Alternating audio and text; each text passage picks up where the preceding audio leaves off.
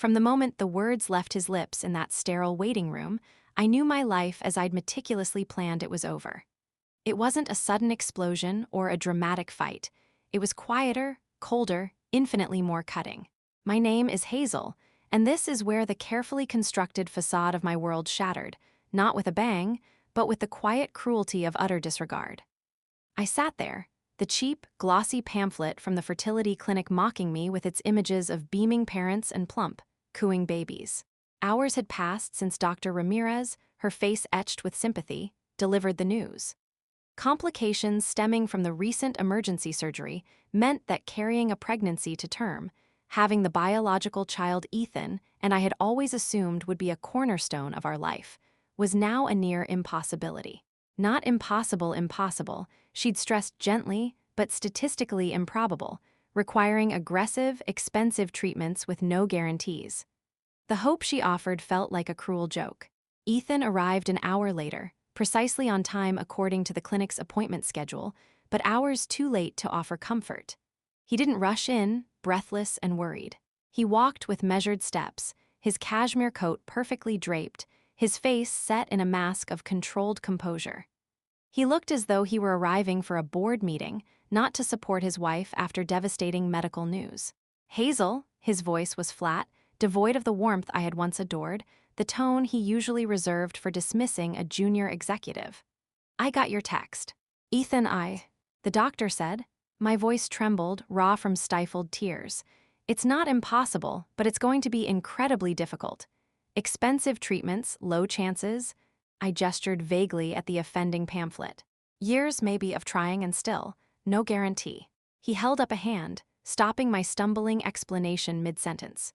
His eyes, the cool blue eyes I had once drowned in, were now devoid of empathy, fixed somewhere over my shoulder. Expensive, difficult, Hazel, we had a deal. My breath hitched. A deal? My heart ached, a dull, heavy throb in my chest, but a flicker of hot, indignant anger ignited in its place. Our marriage was a deal. Our future was a deal, he corrected, adjusting the cufflink on his crisp white shirt as if it were the most important task at hand. The foundation of Sterling Properties was built on a clear division of labor. I handle the business, the deals, the money, the aggressive expansion, the legacy. You handle the home, the social calendar, the charitable events, the air. You were supposed to provide the continuity, the next generation. You're not holding up your end. I stared at him, stunned into temporary silence. The sterile clinic waiting room seemed to spin. Because of a medical issue I couldn't control, because my body. It failed. Your body failed us, he said, his gaze finally settling on me, cold and assessing, like a venture capitalist evaluating a failing startup. And frankly, your recent, shall we say, lack of practicality in handling our household finances, your inability to grasp the big picture of our joint accounts. It hasn't instilled confidence. I need a partner who can contribute meaningfully to the legacy I'm building, who understands the stakes, not just exist within the comfortable life I provide. Tears, hot and angry, welled in my eyes, threatening to spill over. Disposable, that's what he was saying. I was disposable because I couldn't fulfill a single, albeit significant function in his grand plan. So, that's it, I managed, my voice trembling but laced with steel. I'm disposable because my body failed to perform a specific task for your lineage. It's about more than that, Hazel. It's about capability, about strength, about foreseeing potential issues and mitigating them. And right now, he paused, his eyes scanning me up and down as if appraising a faulty product, an investment that hadn't paid off. You're simply not meeting the requirements. You're a liability to the future I envision. A liability. The word hung in the air, heavy and suffocating. He pulled a folded document from his inner pocket, crisp and official. I've had my lawyer draft this. It's straightforward, equitable, considering the circumstances. He gestured vaguely towards the pamphlet on my lap, then the clinic doors. Sign it and we can make this clean. Efficient. My world didn't just tilt, it crashed around me. Clean, efficient. He was ending years of marriage, ending us, ending every shared dream with the clinical detachment of a business transaction. The pain was a physical ache, sharper than any surgical scar. Get out, I whispered, the words burning my throat, tasting of ash and betrayal. He raised an eyebrow, a hint of genuine annoyance flickering across his face for the first time. "Don't make this difficult, Hazel. It's already been arranged. Get out now." He gave a short, sharp nod, a gesture of dismissal. "You'll hear from my lawyer." The door clicked shut behind him with a quiet finality, leaving me alone with the smiling families on the pamphlet and the echoing silence of a broken promise, a broken life. A nurse, her name tag reading Brenda, came in shortly after. She was plump and kind-faced, her uniform slightly wrinkled, a stark contrast to Ethan's pristine suit. She saw my face, the unshed tears, the pamphlet clutched in my shaking hands.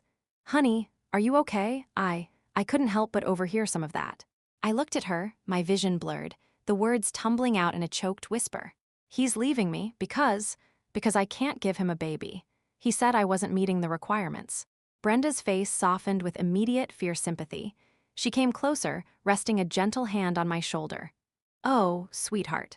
What a rotten piece of work. Some people, they don't know the value of what they have until they throw it away." She squeezed my shoulder. "Do you have someone you can call? Someone to be with you?"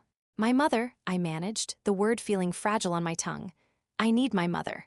She helped me find my phone in my bag. My fingers trembled as I dialed the familiar number. "Mom, he's gone. He just left me at the clinic." My mother's voice, usually so vibrant and full of life, was laced with immediate concern. "Hazel, what happened? Are you all right? Where exactly are you?" "The clinic, Dr. Ramirez's office," he said. "He said I wasn't meeting the requirements, Mom, for his future." "The what?" Her voice hardened instantly, the gentle concern replaced by a formidable, protective fury I knew well. "Meeting the requirements? That entitled cad. Stay right there, Hazel Ann, don't you move a muscle. I'm coming to get you. Right now." She arrived less than an hour later, a whirlwind of indignation and love.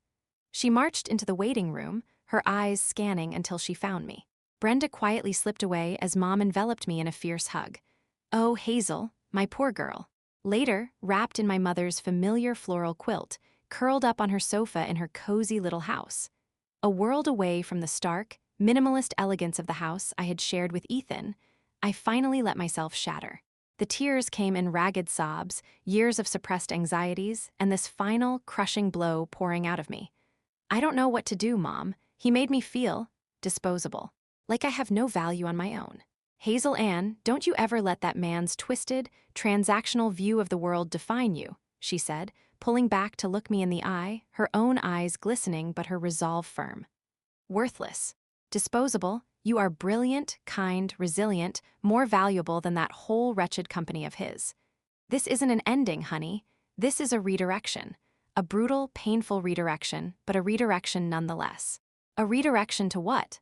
I asked, gesturing vaguely at the comfortable room, so different from the future I had envisioned. My life, my future, it was all tied to him, to his plans. "No," she corrected firmly, her hand covering mine. "Your life is yours, always has been. He just temporarily overshadowed it with his ego and his ambition. He wants clean, easy. He wants to pretend you never happened so he can move on to his next deal. We'll give him complicated and challenging. We'll give him a reckoning he won't forget." She squeezed my hands, her grip surprisingly strong. "Remember what my grandmother always said. The best fertilizer for growth is the dirt thrown on you." She stood up, walking to the small writing desk by the window. "First things first, we get you a good lawyer, one who doesn't back down. One who understands that a marriage isn't a merger and a wife isn't an asset to be liquidated." Then, she looked around the room, her eyes gleaming with a fierce, protective intelligence I hadn't seen in years. "We figure out exactly what you're going to build with all this rich soil he just provided." Looking at her unwavering belief in me, at the quiet strength that radiated from her, something shifted deep inside me. Worthless, number devalued, certainly, cast aside, absolutely, but not broken beyond repair. A new purpose, sharp and clear, began to crystallize in the space where grief had been. "Mom," I said, my voice stronger now, steadier. "I don't just want a lawyer to handle the divorce. I want to understand exactly how men like him operate, how they build their empires on perceived deals and devaluing people, how they can be so successful while being so utterly devoid of integrity." She smiled, a slow, knowing smile that crinkled the corners of her eyes. "Sounds like you're ready for a new kind of education, then." one that goes far beyond the socialite circles he confined you to. Let's start digging, Hazel Ann. Let's see what we find. 3 years flew by in a blur of textbooks, late-night study sessions fueled by lukewarm coffee, and a growing, almost obsessive fascination with the intricate world of corporate finance and forensic accounting. I didn't just learn about balance sheets and ledgers. I learned the language of power, the hidden grammar of deception that allowed certain individuals to manipulate systems for their own gain. I enrolled in night classes while working a demanding day job, driven by a quiet, burning resolve that surprised even me. It was in a business ethics class, ironically enough, that I met Liam. He had a sharp mind, a dry wit, and an uncanny ability to spot irregularities in even the most complex financial statements. He wasn't studying to be a corporate shark. His focus was on identifying and exposing the rot within the system. "You're looking at this balance sheet all wrong, Hazel," he said one evening in the quiet hum of the university library, tapping a pencil against a thick textbook. "The anomaly isn't in the listed assets, the flashy acquisitions they want you to see. It's in the liabilities, specifically those offshore holding companies with obscured ownership." 3 years had passed since Ethan's cutting words, since the ink dried on the divorce papers he had so efficiently pushed through. The emotional scars remained, a constant, dull ache beneath the surface, but they were now overlaid with layers of knowledge, strategy, and a growing confidence. Liam's insights were invaluable, honed not just by his studies, but by his father's background in financial investigations for regulatory bodies. But why would they route funds through there? I mused, tapping the financial report printout. It doesn't make logical business sense for a standard acquisition of that size. Too many layers, too much complexity. Exactly, Liam leaned forward, his eyes sparking with interest behind his glasses. It screams slush fund, asset hiding, or worse. These structures aren't designed for transparency. They're designed for opacity. You find the money trail, Hazel. You find the real story buried beneath the corporate jargon. We spent hours like this, dissecting case studies of corporate fraud, debating loopholes in international banking regulations. And slowly, piece by painstaking piece, I started applying these principles to the publicly available information about Ethan's rapidly expanding real estate development firm, Sterling Properties. His divorce settlement had been generous, a parting gift meant to keep me quiet and comfortable. But it also meant I had the resources to pursue my education, and more importantly, the freedom to direct my attention where I pleased. "You're spending a lot of time on Sterling Properties lately," Liam commented one day, closing his laptop with a soft click. We were in our usual corner of the library, surrounded by stacks of books. "More than just a class project, isn't it?" I felt a blush creep up my neck. I hadn't explicitly told him about Ethan, about the clinic, about the requirements, but Liam had a way of seeing past the surface. "I'm just interested in their aggressive business model," I hedged. He gave me a knowing look, a gentle smile playing on his lips. "Interested or investigating?" He paused, letting the question hang in the air. "Look, my father's firm handles a lot of financial due diligence for major investors, private equity firms, that sort of thing. We've seen some creative accounting over the years. Some truly spectacular ways people try to hide things. If you ever wanted an inside look at how the big players really move money, the kind of structures they use, I could potentially get you an internship. It's heavy on data analysis, forensic dives. An internship with a firm that dealt specifically with the kind of complex, potentially opaque financial maneuvers Ethan specialized in. It wasn't just an opportunity.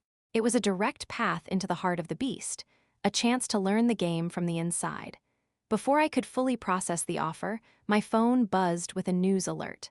Sterling Properties announces major downtown revitalization project, $300 investment. The headline featured a glossy, retouched photo of Ethan, smiling confidently at a podium next to a woman I didn't recognize, elegant, poised, clearly successful. "Looks like he's moving fast," Liam observed, following my gaze to the news notification on my screen. "Too fast, maybe," I murmured, a new idea forming, a cold, calculated spark of purpose. This massive, high-profile project required significant capital. And if he was moving that much money, that quickly, there were bound to be vulnerabilities, corners cut, perhaps even outright fraud hidden within the complexity. Interesting timing, Liam said, leaning closer to look at the article. Especially after that quiet pullout from the city's infrastructure bid 3 years ago. There were rumors of discrepancies in his financial projections for that bid right before he withdrew. My head snapped up, my focus narrowing. Discrepancies? What kind of discrepancies? Industry gossip, he shrugged. My dad's firm did some preliminary review for one of the competing bidders before Sterling withdrew. Sounded like their projected costs didn't quite add up, like they were inflating expenses or perhaps misrepresenting the source of some of their funds. The library's quiet hum faded into the background. The pieces were starting to align, not just legally or financially, but personally. Ethan hadn't just devalued me and cast me aside. He had potentially built his ongoing success on a foundation of questionable practices, maybe even illegal ones. The $300 project, the public face of his continued rise, could be built on stolen groundwork. "Tell me more about that internship, Liam," I said, finally meeting his gaze, my earlier hesitation gone. The path forward was becoming clearer, sharper. I wasn't just learning to defend myself, to understand the system that had allowed him to discard me. I was learning to understand the very mechanisms that allowed men like Ethan Sterling to thrive unchecked. And understanding, truly understanding, was the first step towards dismantling. 7 years had passed since that day in the clinic. 7 years since I stood in my corner office, the city skyline spread before me, a testament to the empire I had quietly built, brick by painstaking brick. My firm, specializing in financial forensics and white-collar crime investigation, was well respected. I was no longer the vulnerable woman left in a clinic waiting room. I was Hazel Collins, a force to be reckoned with in a world that had once dismissed me. "Hazel?" Chloe, my sharp-as-a-tack lead analyst, poked her head in, her usually composed demeanor replaced by a crackle of excitement. "You need to see this, now." She came in, closing the door behind her with a decisive click, her face alight with the thrill of the hunt. "Remember that shell corporation we've been tracking for the last 6 months? The one registered in Delaware under a series of intentionally confusing holding companies. The one linked through a ghost address to an anonymous P.O. box. The Phoenix Group," I said, my heart rate picking up, a familiar cold knot forming in my stomach. We suspected it was tied to Ethan's shadier dealings, a ghost in the machine of his public finances. "It just received a massive capital injection," Chloe reported, spreading hard copies of transaction logs and wire transfers across my desk. An incoming wire transfer for precisely $600,000. And the timing? Look at these dates. It aligns perfectly with the public funding announcement for the new downtown project. I scan the figures, the complex web of transfers, the layers of obfuscation.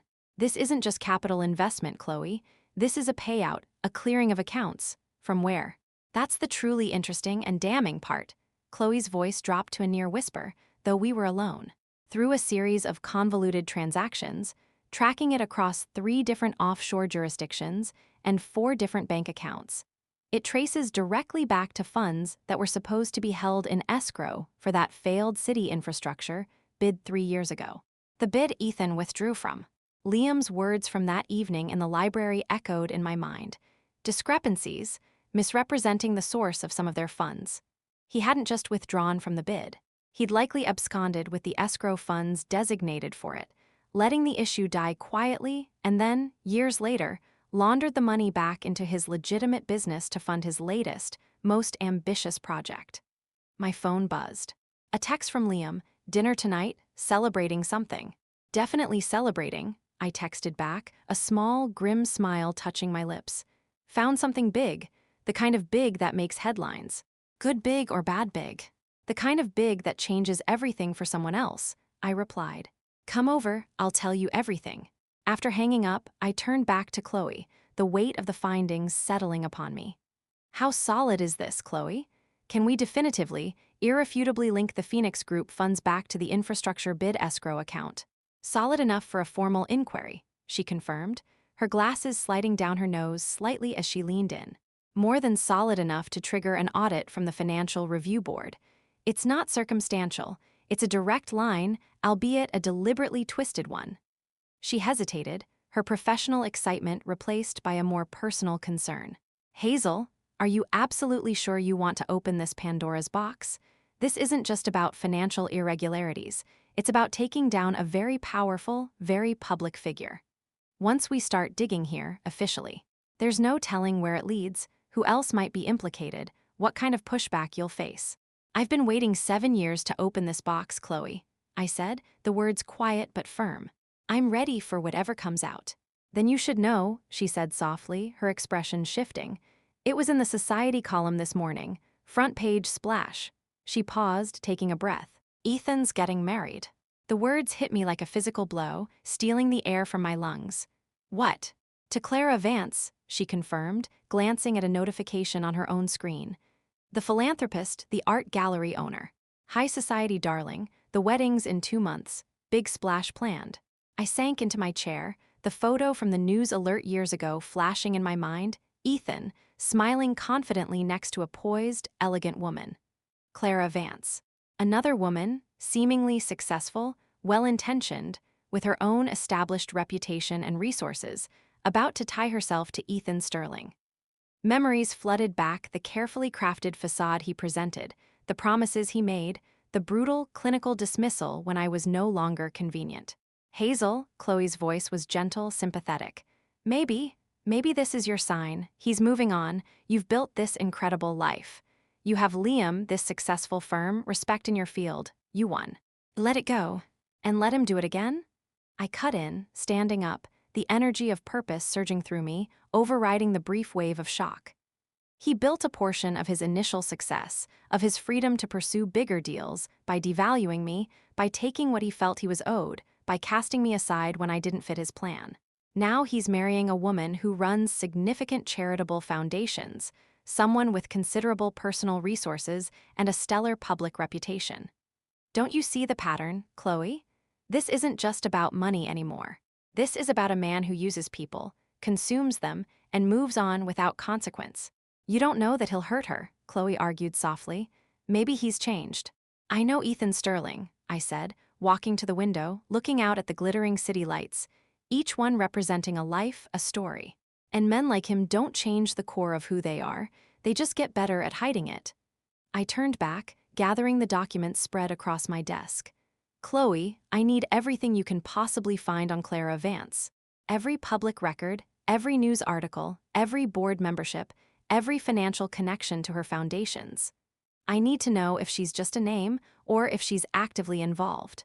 And I need to know if she has any inkling of who she's really marrying. Chloe paused at the door, her earlier excitement replaced by a somber understanding. Just, be careful, Hazel. Exposing someone like Sterling, it's not clean. And revenge has a way of burning everyone involved. This isn't just revenge, Chloe, I corrected, my voice quiet but firm. This is about consequence, and hopefully, prevention. Later that night, over Thai takeout, and a bottle of the good stuff Liam had brought a celebratory gesture that morphed into a somber war council. I laid out everything for him. The Phoenix Group, the $600,000 transfer, the undeniable link to the escrow funds from years ago, the impending wedding to Clara Vance. He's exposed, Liam said, his initial cheer fading as he pored over the documents. His mind, sharp and analytical, immediately began connecting the dots I hadn't even considered. This isn't just civil fraud, Hazel. Diverting escrow funds from a city bid? That's criminal. Embezzlement, likely wire fraud given the transfers. And doing it now, with a high-profile wedding coming up, with Clara Vance of all people. I shook my head, tracing the complex, deliberately obscured money trail on the printouts. It's either incredibly stupid or incredibly arrogant. He thinks he's untouchable, Liam finished, his jaw set. Distracted by the wedding planning, riding high on the success of the new project, surrounded by sycophants, he's sloppy. He probably thought the trail went cold years ago. Chloe thinks I should just let it go, I admitted, leaning back against the sofa, the weight of the decision pressing down on me. That focusing on this now is just revenge. Letting him still have power over me. And what do you think? Liam's hand found mine, his touch steady and reassuring. I looked out the window at the glittering mosaic of city lights, each one representing a life, a family, a story utterly independent of Ethan Sterling's machinations. I think about how alone I felt that day, how utterly disposable, how easily he wrote me off because I didn't fit his mold. And I think about Clara Vance, about the reputation she's built, the people her foundations help. If even a fraction of this is true, if those funds were meant for public good, Ethan Sterling is a liability not just to investors, but to everything she stands for, everything she's worked for. Liam squeezed my hand. Then it's not just revenge, Hazel, it's accountability. It's a public service, preventing someone else from being harmed by his deceit. But we have to do it right. Legally, irrefutably. No room for doubt. The evidence goes to the authorities, I said, nodding, the plan solidifying in my mind. To the Financial Review Board, to the prosecutors, but not yet. We need leverage. A stage that guarantees maximum visibility and minimum deniability. The wedding, Liam confirmed, a grim determination replacing his earlier amusement. All his investors, his associates, the press he's so carefully cultivated. All in one place, the perfect stage for his final performance. It means I'll have to see him again, I said, the thought sending a tremor, not of fear, but of cold anticipation through me. Face to face. On his big day. Are you ready for that, Hazel? Liam's voice was soft, understanding. I thought about the clinic waiting room, about the crushing weight of his dismissal, about the years of quiet, relentless work forging a new identity from the wreckage. I thought about the woman I had become, resilient and capable. Yes, I said, the word firm and steady, echoing in the quiet apartment. I'm not that woman anymore. I'm stronger, smarter. And I looked at Liam, the man who had patiently stood by me, supported me, loved me unconditionally. I'm not alone this time. He smiled, a warm, supportive smile that reached his eyes. Never alone, so 2 months. Time to finalize the plan, every detail perfect. I gathered the documents, stacking them neatly in a briefcase. Chloe will start compiling the formal report for the review board tomorrow morning. The countdown begins. And after, Liam asked, his voice soft, looking towards the future that stretched beyond this final confrontation. After Sterling Properties crumbles and Ethan faces the music. What happens for you, Hazel? I looked at him, at the life we were building together, a life grounded in honesty and mutual respect, a stark contrast to the transactional world Ethan inhabited.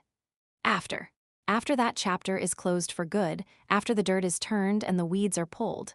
After that, we finally take that trip to the coast we've been talking about. And then, we start writing a completely new story. Ours. The wedding invitation arrived in the mail 2 weeks later, heavy cardstock, elegant script, a carefully curated piece of art announcing a perfect union. Mr. and Mrs. Ethan Sterling cordially request the honor of your presence. Addressed to Miss Hazel Collins. He had the gall, the unmitigated arrogance to invite me. I can't believe this, my mother said, running a hand over the embossed lettering, her face a mixture of disbelief and outrage. We were in her kitchen, the heart of my rebuilding, a place that felt infinitely safer and more real than any place I had shared with Ethan. He's arrogant, I said, trying to keep my voice steady, to project the cool composure I had cultivated over the years. Or maybe he thinks inviting me shows he's completely moved on, that I'm irrelevant, a ghost from a past he's successfully erased. Irrelevant, Mom snorted, pouring herself a cup of tea. That man has no idea who you've become, Hazel Ann. He's still operating with outdated information. She looked at me over the rim of her cup, her expression troubled. Hazel, honey, this plan of yours, going public, crashing his wedding, it's a big risk, for you, for the firm. I know, Mom, I acknowledged. We had discussed it, debated the potential fallout, the messy headlines. But the alternative, letting him continue unchecked, felt worse. 7 years is a long time to carry this, she continued gently, her voice softening. Are you sure exposing him, bringing all this mess to light on his supposedly happiest day, are you sure it's worth the potential fallout? The headlines will be brutal. It's not just about carrying it, Mom, I said. It's about setting it down, about making sure the weight of his actions lands where it belongs, not on some unsuspecting person he decides is his next requirement. Before she could reply, the doorbell rang. Maria, my oldest friend, a whirlwind of chaotic energy and unwavering loyalty, bustled in, arms full of grocery bags. Okay, who needs wine and chocolate? It's Tuesday, the stress levels are peaking, and we need sustenance. She stopped short, seeing the invitation on the table and our serious faces. Oh, it came, the official declaration of war. Perfect timing, I said, a small, grim smile touching my lips. I pulled out Chloe's latest reports, the detailed analysis of the Phoenix Group, the irrefutable links, the potential criminal statutes violated. We need to go over the final details. The timeline is accelerating. Hold on, Mom said, placing her teacup down and taking my hands in hers, her grip firm and grounding. Before you dive into numbers and strategies, before you put on that game face, just promise me something, Hazel Ann. When this is over, truly over, you let it go. You don't let him occupy any more space in your head or your heart than he already has. You built this incredible life, you live it fully. I promise, Mom, I said, meaning it with every fiber of my being. This wasn't about dwelling in the past, it was about clearing the path for the future. Maria put the groceries down and sat, pulling a stack of files towards her. Okay, walk me through this again, Has. He embezzled funds from a failed city bid, $600,000, and routed it through offshore accounts linked to a shell corporation, which he's now using to fund his latest high-profile development. Essentially, I confirmed, it's a clear pattern of sophisticated financial fraud. The funds were specifically designated for a public project, held in escrow. He just rerouted them when the bid fell through. And Clara Vance? Maria asked, flipping through Chloe's detailed report on the unsuspecting bride-to-be. Chloe's deep dive turned up anything shady on her. She's clean, I confirmed, a genuine note of relief in my voice. Completely above board. Her foundations are legitimate, well-managed, reputable. Which, in a way, makes this even more urgent. Ethan's not just risking investors' money or his own reputation. He's risking her reputation, potentially implicating her, even if she's unaware. She could get caught in the crossfire. My phone buzzed. Chloe. Hazel, you need to see this. Just got word through my contact at the Financial Review Board. There's an informal inquiry into Sterling Properties' funding sources for the new downtown project. Someone's asking questions, digging. Someone independent? I asked, my pulse quickening. Looks like it, Chloe confirmed. Could be standard due diligence on a project this size, or someone's onto him from a different angle. My contact thinks it's more than routine. It means we need to accelerate, I said, the plan solidifying. Is everything ready? The formal report, the evidence package for the authorities. Ready to go, Chloe confirmed. Signed, sealed, and waiting for your green light. Someone's definitely onto him, Maria said, looking up from the files, a grim expression on her face. And if it's not the review board acting officially yet, he's going to be scrambling to cover his tracks now that questions are being asked. This wedding, it's not just a stage, Hazel, it's a ticking time bomb. He might try to consolidate assets, disappear. That's why the timing is critical, I said. We need to act before he can fully react. My phone buzzed with a text from Liam. Meeting with review board contact tomorrow a.m. Finalizing delivery strategy. Status update. Clara Vance reached out to me today, I told them, sharing the latest development.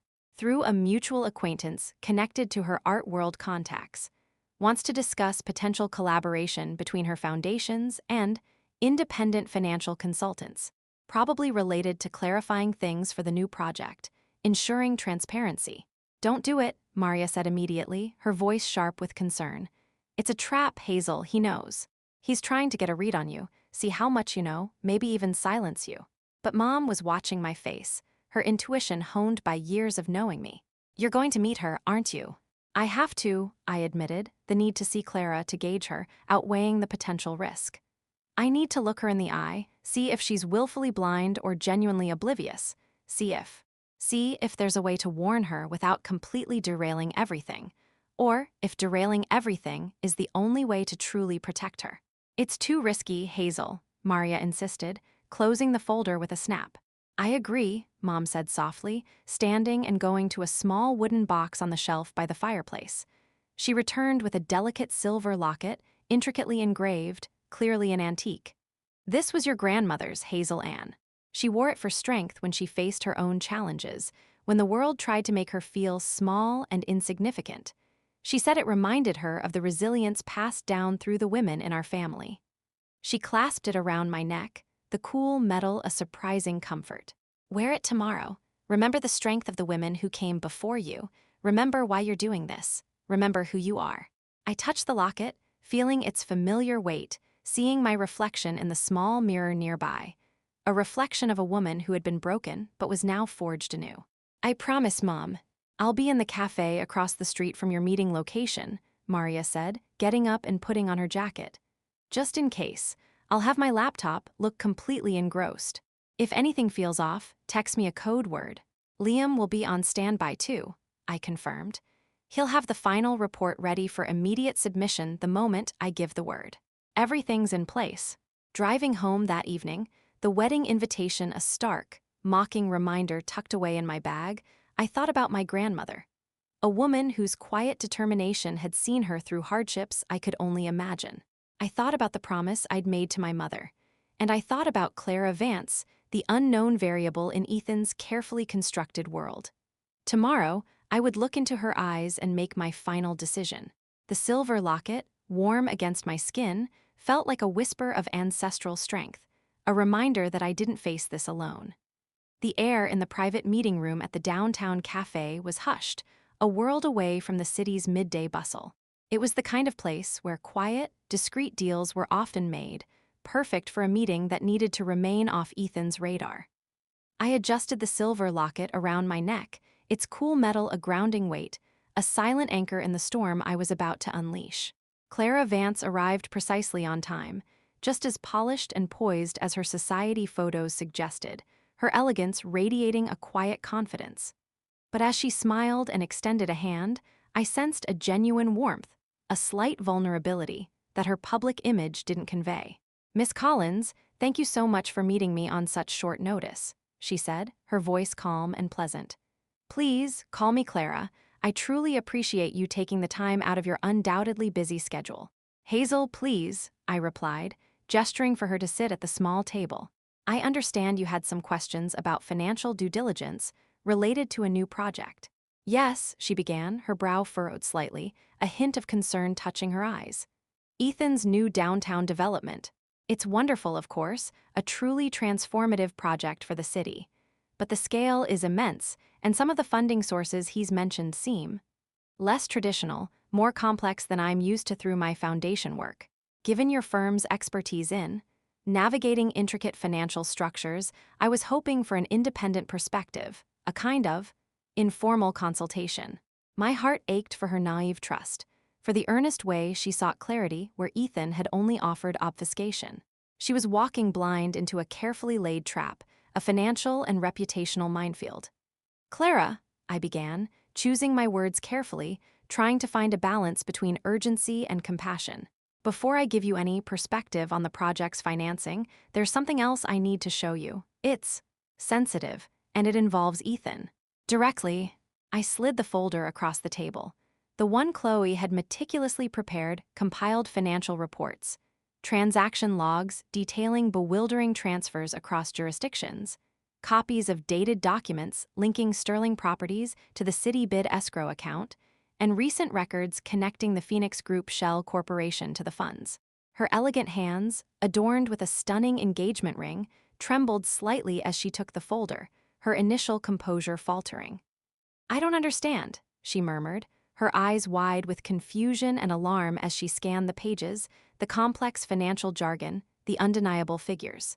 "These transactions, offshore accounts, routing money through, shell corporations, funds diverted from a city bid years ago. This is evidence," I explained, my voice low and steady, keeping it factual, letting the documents speak for themselves. "Evidence that funds intended for a public infrastructure project years ago. Specifically, $600,000 that was held in escrow were improperly rerouted through a series of obscured accounts linked to a shell corporation you see documented there, the Phoenix Group. And those funds have now resurfaced in part to help finance Ethan's new downtown development. It's not just poor financial management, Clara. Based on our analysis, it's classic white-collar fraud. Potentially criminal." Her face was paling, the color draining away, leaving her features stark with shock. "Number Ethan wouldn't, he couldn't, he's a reputable businessman. He's building a legacy for the city. He's built a legacy on deception and a pattern of using and discarding people," I said, my voice firm but not unkind, wanting her to understand the full scope of the man she was about to marry. Clara, this isn't the first time he's operated this way. Years ago, he did something similar with me. He made promises, painted a picture of a shared future, a deal, as he called it. And when things didn't go exactly to his plan, when I was no longer useful to his narrow vision for that future, he walked away. He devalued me, dismissed me as easily as he seems to have devalued these public funds. He said I wasn't meeting the requirements. I told her briefly, concisely, about the clinic, about his words, about the reason he ended our marriage, my perceived failure to provide an heir, coupled with his disdain for my alleged lack of financial acumen. He said you were just incompatible, Clara whispered, tears welling in her eyes, a heartbreaking mix of confusion and dawning horror on her face. He said the past was just messy, that he'd moved on from it. Messy doesn't cover theft and betrayal, Clara, I countered gently. He minimizes everything that doesn't fit his narrative. Clara, your foundations, your reputation, everything you've worked for, everything you stand for. They could all be irrevocably at risk if you tie yourself legally and financially to this. If these findings go public, and they will, the fallout will touch everyone connected to him. Suddenly, the cafe door burst open, hinges groaning. Ethan stood there, his eyes narrowed, scanning the room. He spotted us in the corner, his face contorting with immediate fury.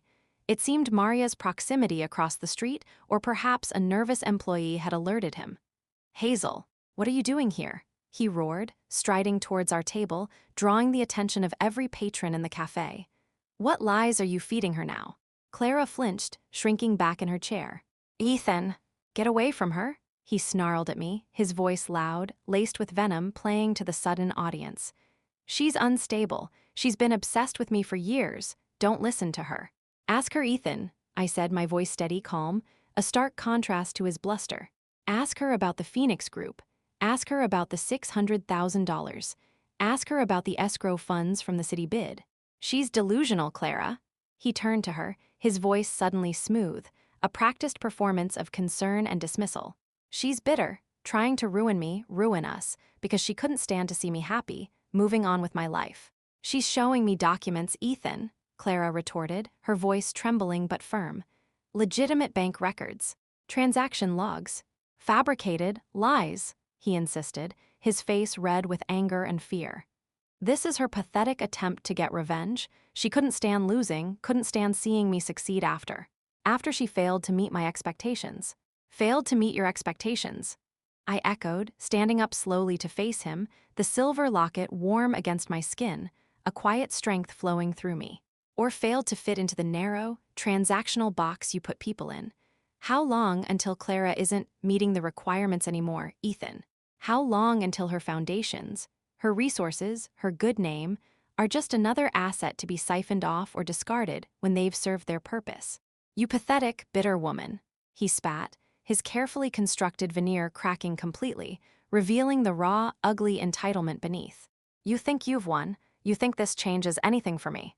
"It changes everything," I said, holding up my phone, which had been discreetly recording since Ethan's arrival. "And by the way, this entire conversation, every word, every threat, every admission, has been recorded and copied to multiple secure locations." His face went pale, the color draining faster than it had from Clara's. A flicker of genuine panic, raw and undisguised, crossed his features. You wouldn't." "Oh, I would, Ethan," I said, a grim satisfaction settling over me. "And I just did. Now, if you'll excuse us, Clara and I were in the middle of a very important discussion about transparency and accountability. A discussion you clearly weren't invited to." I pressed a button on my phone, sending a pre-drafted message. "And the formal report, along with the evidence linking the Phoenix Group to the $600,000 from the escrow funds, has just been transmitted to the Financial Review Board and the prosecutor's office." His eyes widened, pupils dilating with disbelief and dawning horror. He looked from me to Clara, who was now staring at him with a dawning, heartbreaking clarity, then back to me. He said nothing more, the bluster completely gone, just a look of stunned, cornered animal panic. He turned and practically ran out of the cafe, pushing past startled patrons. Clara sank back into her chair, her hands covering her face, her body trembling. I don't understand. How could he? How could I have been so blind? I sat down beside her, the adrenaline beginning to subside, leaving a strange sense of quiet completion. He's very good at presenting a certain image, Clara. He's good at making people believe exactly what he wants them to believe. It's not your fault. The wedding, it's in 2 days. I know, I said softly, and you need time to process this, to decide what you need to do, how you need to protect yourself and everything you've worked for. She looked at me, her eyes red-rimmed but clear, the shock slowly giving way to a quiet, fierce resolve. Why? Why did you do this, Hazel, after all this time? Why expose him now? Why involve yourself again? Because no one warned me, I said, touching the silver locket beneath my dress. Because I wouldn't wish the feeling of being so utterly devalued, so disposable on anyone. And because sometimes, Clara, the only way to truly stop a predator, to prevent them from harming anyone else, is to expose them completely to the light, to make their carefully hidden actions undeniably public. I left her there with the folder and her shattered reality, knowing I had done what I came to do. The reckoning wasn't just for Ethan anymore. It was about preventing another woman, a good woman, from experiencing the same calculated betrayal. The air at the sprawling estate where Ethan's wedding was set to take place didn't buzz with excitement. It crackled with bewildered energy. Guests in their finest attire milled about on the manicured lawns, and in the grand foyer, their voices hushed, confusion etched on their faces. Instead of the cheerful peal of wedding bells, the distant wail of police sirens underscored the palpable tension, a discordant note in the carefully orchestrated elegance. "Miss Collins," a reporter, microphone extended, camera flashing, approached me as I stood near the entrance, Liam a quiet, supportive presence at my side. The news had broken earlier that morning. "Can you confirm your firm's involvement in the ongoing investigation into Sterling Properties and the serious fraud allegations against Mr. Sterling? All relevant information and evidence have been provided to the appropriate authorities," I stated, the rehearsed words feeling powerful and true, each syllable a culmination of years of work. I believe the ongoing investigation, spearheaded by the Financial Review Board and the prosecutor's office, will reveal the full scope of the situation and ensure accountability. More reporters surged forward, shouting questions, but Liam gently guided me past them, a silent shield against the media frenzy. Inside the wedding hall, the opulent ballroom was a scene of elegant disarray. Towering floral arrangements, crystal glasses, and untouched place settings stood as silent witnesses to an event that wouldn't happen. Shocked faces were everywhere, guests huddled in small groups, murmuring, their carefully practiced smiles replaced by expressions of disbelief. "He was supposed to be here an hour ago, wasn't he?" A woman in a striking blue dress whispered to her companion. "The ceremony was scheduled for 3. He's probably with his lawyers," her companion replied, a note of grim satisfaction in his voice. "Did you see the details in the morning papers? $600,000 from a city project. Unbelievable." I saw Clara in a side room, a private parlor reserved for the bride and her family. She was still in her breathtaking wedding gown, a vision of white lace and silk, but her face was pale, her eyes shadowed. Her parents were beside her, their expressions a mixture of devastation and quiet fury. Maria sat nearby, a comforting presence, holding Clara's hand. When she saw me, Clara's shoulders straightened almost imperceptibly. "You were right," she said softly as I approached, the pain in her voice sharp. "I wish I hadn't been, Clara," I replied, meaning it. No matter the justice, this wasn't a victory I relished entirely. Her father, a distinguished-looking man I recognized from financial news, stepped forward, his face grim. "Miss Collins, we had no idea. The Foundation's recent investment with Sterling Properties. The due diligence seemed thorough, but if this hadn't come to light, the potential repercussions." "Daddy, please," Clara whispered, her voice thick with emotion, clearly overwhelmed by the financial implications added to the personal betrayal. "I can't think about that right now." Suddenly, a ripple went through the main hall, followed by a surge of murmuring voices and the renewed click of cameras. Ethan had arrived. He stood near the entrance of the ballroom, looking disheveled, his perfect suit wrinkled, his face haggard, flanked by a grim-faced lawyer and 2 less-than-subtle individuals who looked suspiciously like bail bondsmen. "Clara," he called out, his voice hoarse, strained, laced with a desperate attempt at charm. Let me explain. It's all a misunderstanding, a terrible mistake.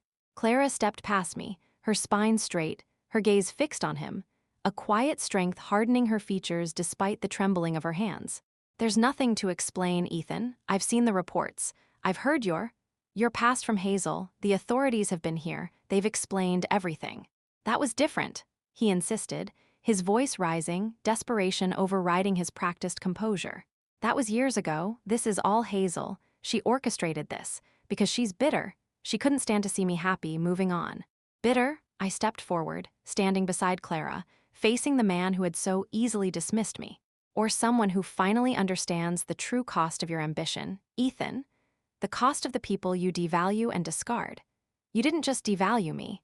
You devalued everyone around you, including the trust of this city, when you rerouted $600,000 of public funds. You think you've won? He shrieked at me, his face contorted with impotent rage, his facade completely shattered. You think this changes anything? I'll fight this. I have the best lawyers. You think you've won? A new voice cut in, firm and clear, rising above the shocked murmurs. David Miller, one of Ethan's longtime associates, a man who had worked closely with him for years, stepped forward from the gathering crowd. No, Ethan, you lost. I've been cooperating fully with the investigators, providing them with everything they need. The internal memos about the escrow funds, the revised projections designed to hide the transfer, the emails outlining the Phoenix Group structure. It's all there, signed and delivered, it's over. A collective gasp went through the guests. Many had their phones out, recording every moment of the public implosion. Ethan's carefully constructed image, his legacy of success, was shattering in real time. You traitor, Ethan shrieked at David, taking a step towards him. I'm a businessman, Ethan, David replied, his voice steady, devoid of emotion. And your creative accounting was about to sink us all.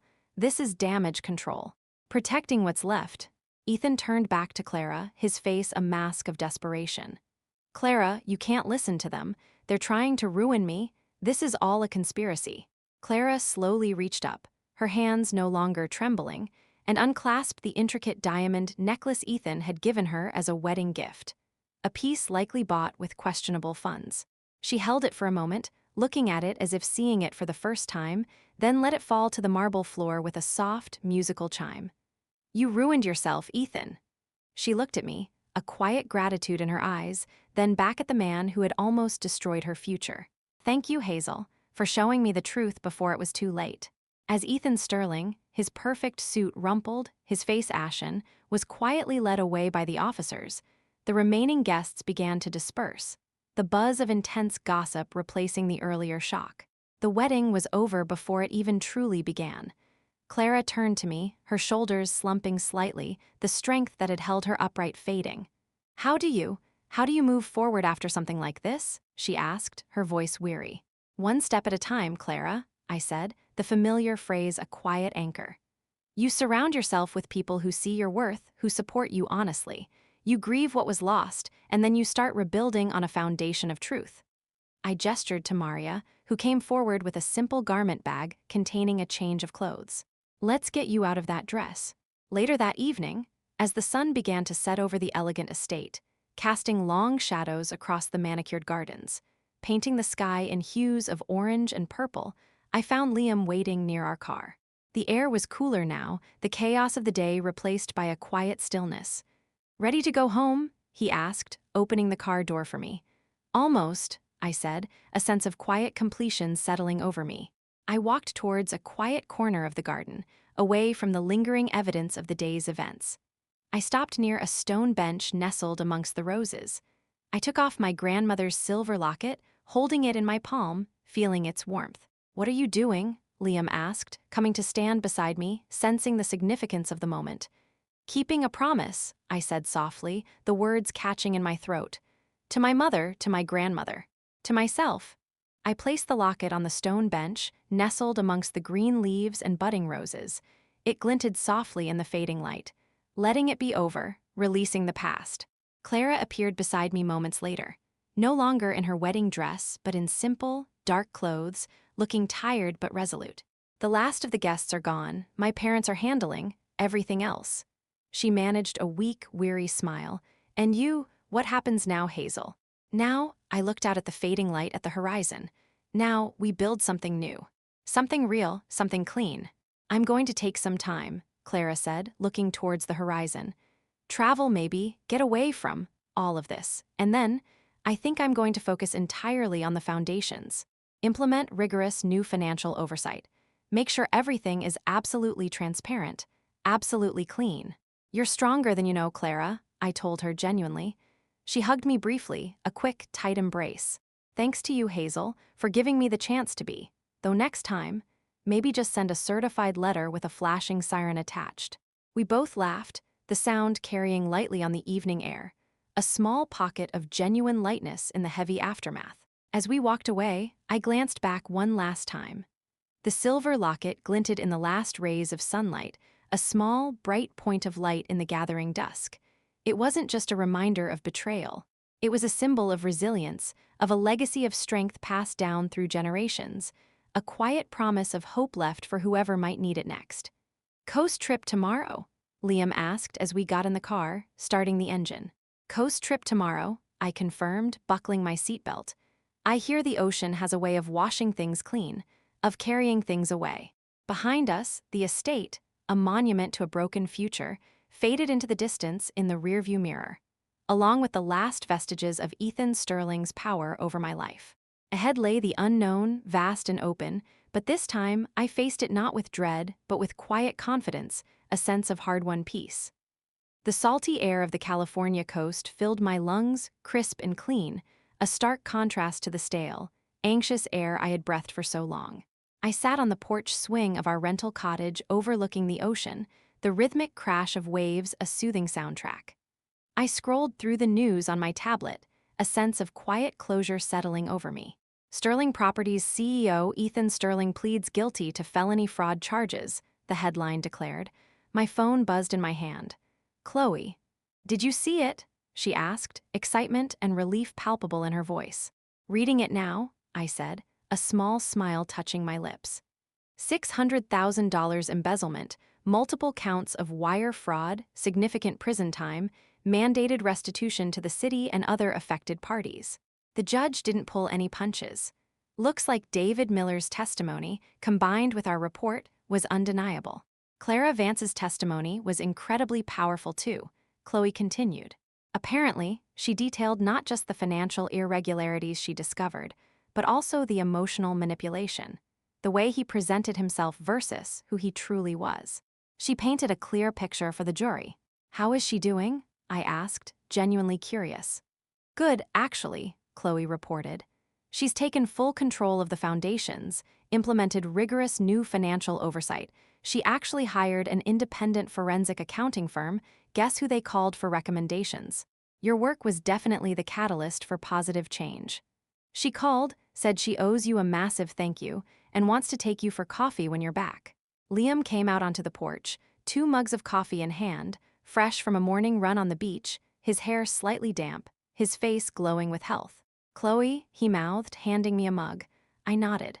The office is buzzing, she said, especially with the new anti-fraud task force we pitched to the review board being approved last week. Your work on the Sterling case was the perfect case study, the perfect catalyst to show them the real-world impact of these hidden schemes. That was the point, I smiled, taking a sip of the hot coffee. Turning the dirt, he threw into fertilizer for something productive.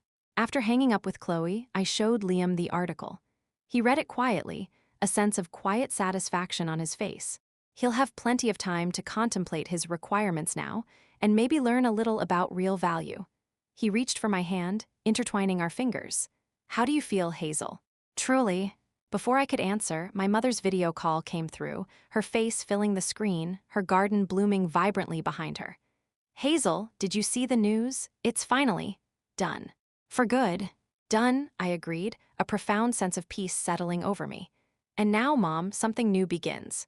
Speaking of something new, Liam said, pulling a well-worn brochure from his pocket. Remember that old farmhouse we saw yesterday? The one with the neglected orchards, the sagging barn.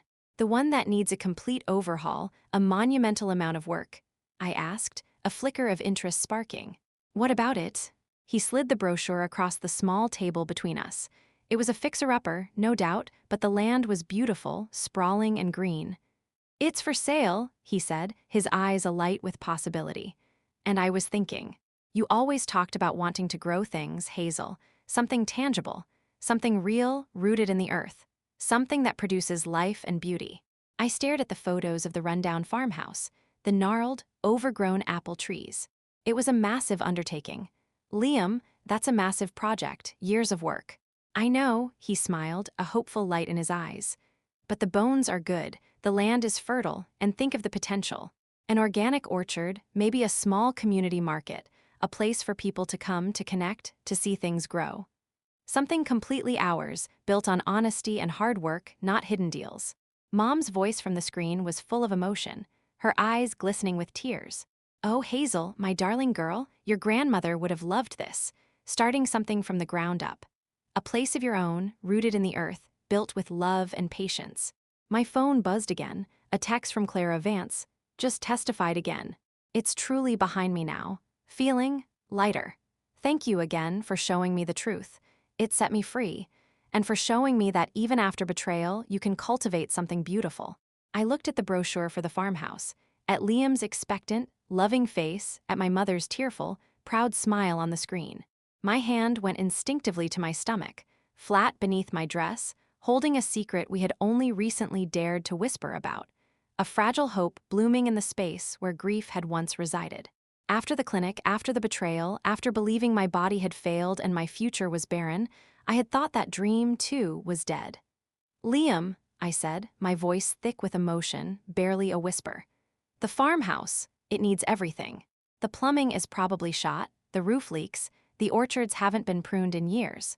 We'll fix it," he said, his hand covering mine, his touch a promise. "Together, we'll learn as we go. It'll be our project. Our creation."